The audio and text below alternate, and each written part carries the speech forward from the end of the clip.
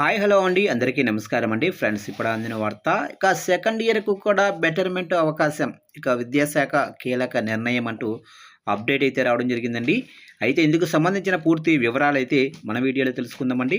Video మాత్రం పూర్తి వరకు చూడండి ఫ్రెండ్స్, అప్పుడే మనకి పూర్తి సమాచారం అయితే తెలుస్తుంది. ఇక లేట్ చేయకుండా టాపిక్లోకి వెళ్ళిపోదాము. ఇక ఇంటర్మీడియట్లో సెకండ్ ఇయర్కు విద్యార్థులకు కూడా ఇంప్రూవ్మెంట్ పరీక్షలు రాసే అవకాశం కల్పించాలని విద్యాశాఖ ప్రాథమికంగా నిర్ణయం తీసుకుంది. ప్రస్తుతం ఫస్ట్ ఇయర్ విద్యార్థులకు మాత్రమే బెటర్మెంట్ అవకాశం అయితే ఉంది.